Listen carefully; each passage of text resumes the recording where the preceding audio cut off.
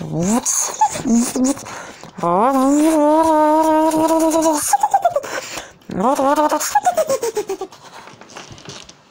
up, fellas? It's the Ultimate Drifter, and we are back in Forza Horizon 3 yet again, because we're returning for mere car sounds, mere car sound practices for my school's Got Talent.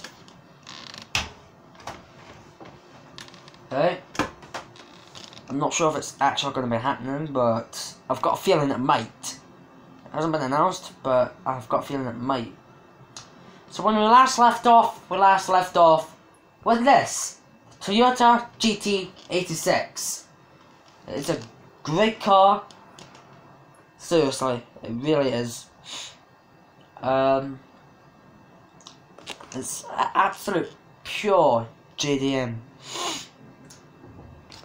So when you think of JDM, you think of this or Skyline or Supra. Nothing else. When you think JDM, you either think that, a Supra, or Skyline. Nothing else.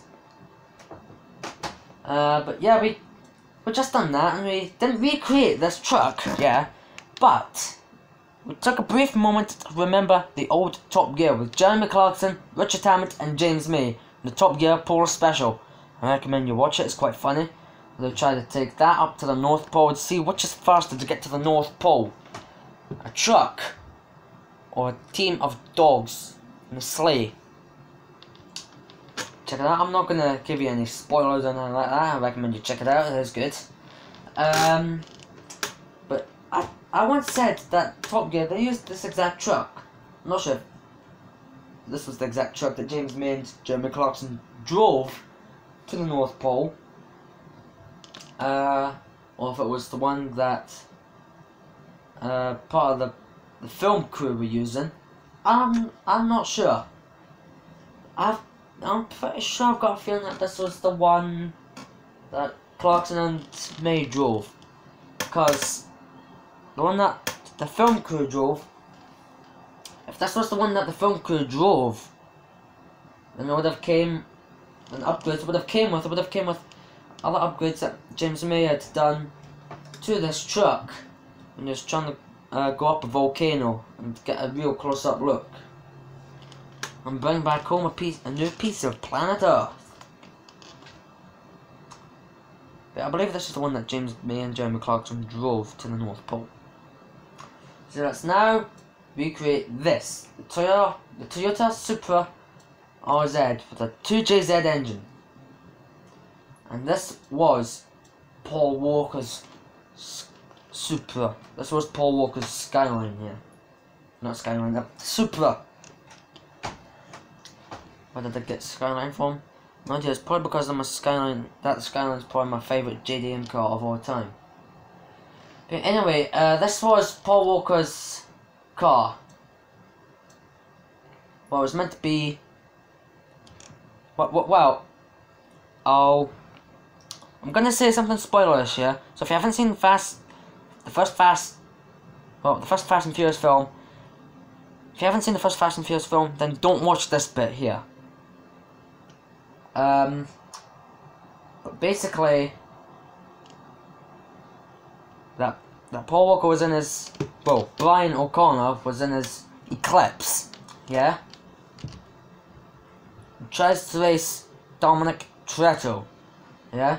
He ends up losing, and therefore Brian has to give Dom his car. But unfortunately, Brian's car was totally destroyed because he had enough NAS to blow himself up. Seriously. If you don't know what NAS is, then it's like a turbo boost system to make your car faster. As I explained to most of you at school. Well, when I say most of you, I mean all of you, apart from Driftland TV. I know you're watching this, mate. So if you want, you can explain to everyone in the comment section what NOS is and what it does. Save me talking about it 24/7. Thank you very much. Anyway, so Brian has to find Dom a new car. He finds this Supra that is in a total wreck, So that they ended up taking about, well, I'm not sure how long, but it looked like about 2 months to get it restored. And looking like this. And that was Dom's 10-second car. And at the end of the movie, Brian gave Dom his Supra as a 10-second car. And then Too Fast, Too Furious came, and Brian got a Skyline. So yeah, let's recreate this 2GZ engine, but first, for Paul Walker here, we'll take another moment of silence to remember him. If you don't know what happened to him, he basically was in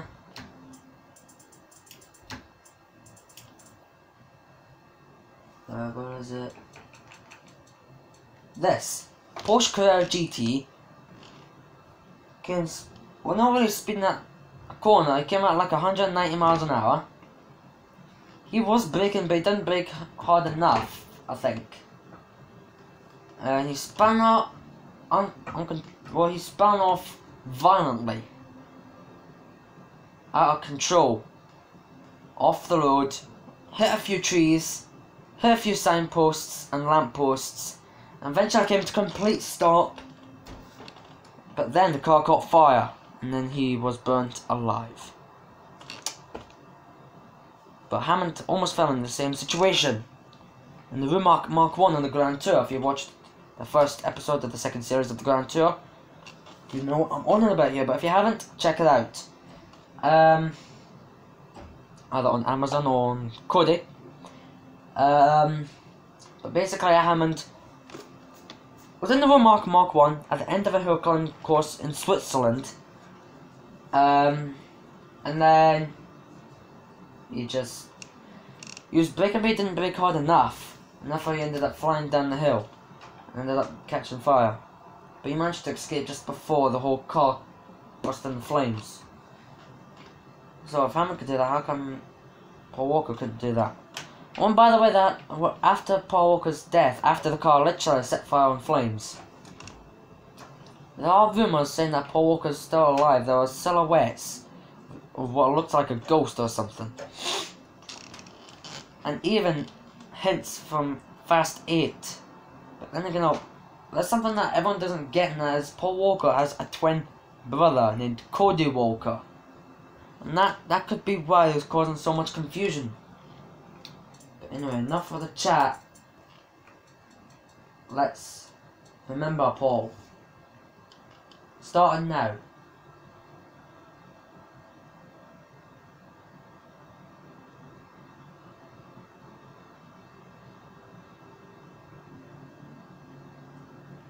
Thank you very much. Right. Start that 2JZ!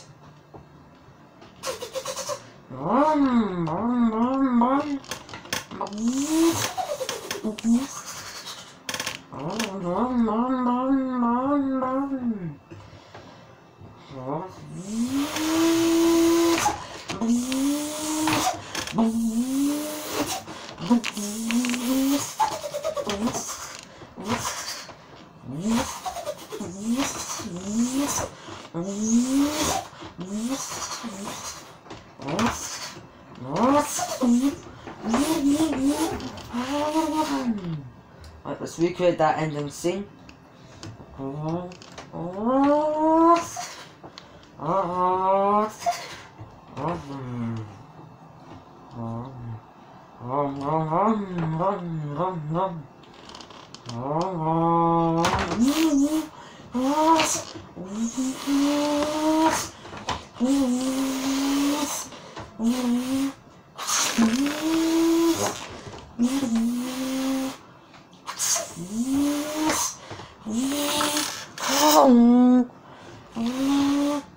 Right, train, slow motion.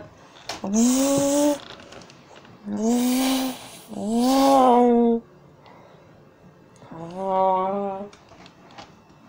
it another angle.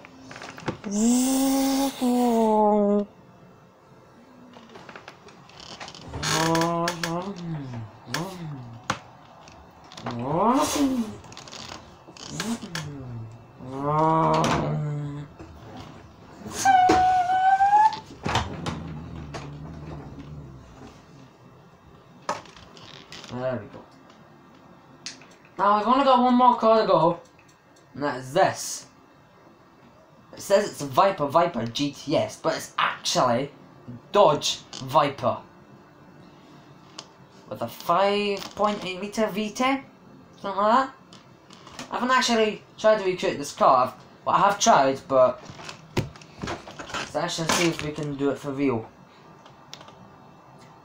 Now, if you don't know what it sounds like, and my sounds like could be wrong with this, I'm gonna actually take it out for a spin so you know what it sounds like. So you know at least whether I'll get the note right. Right.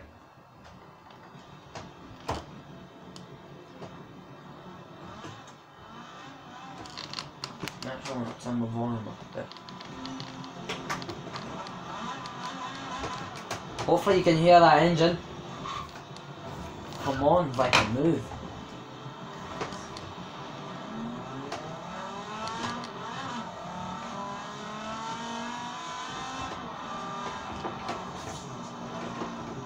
Try not to crash it. If you're wondering what that beeping is, it's my watch. Don't worry, it's not an explosive or anything. God damn it. Right, so at least you now know what it sounds like. Right, let's now flip the car around.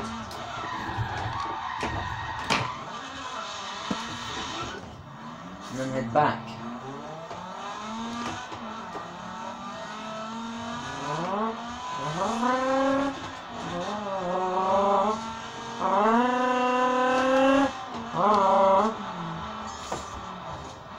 That's what I'm doing behind the scenes. I'm trying to study my car sounds. I just listen to the car, like, I think I can recreate that. Let's have a try. And then I recreate the car engine while listening to the real engine. And I'm like, that sounds kind of accurate. Let's do it. Right. So let's recreate this 5.8 litre V10.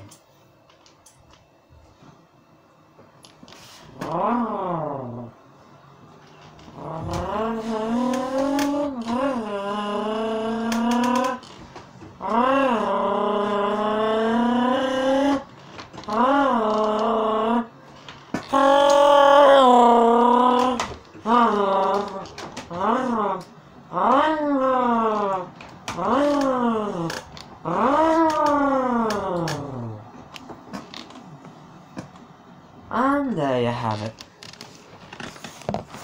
If you enjoy my car sounds, then don't forget to leave a like. Tell me in the comment section down below what you thought of it. If you're new to my channel, subscribe and make sure to tell anyone about my channel. Yeah, my channel is absolutely class.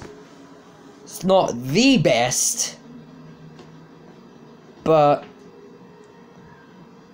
in terms of maybe around where I live, it is. So round about our area, you know. Between where I live and where all you guys live. Apart from Driftland TV, maybe, who knows. But we'll see in the next video, which would be on Easter Sunday, which would be my my Easter special, which is going to be a drift video. You're not going to want to miss that. So stay tuned for the next video, and I'll see you next Sunday. Peace.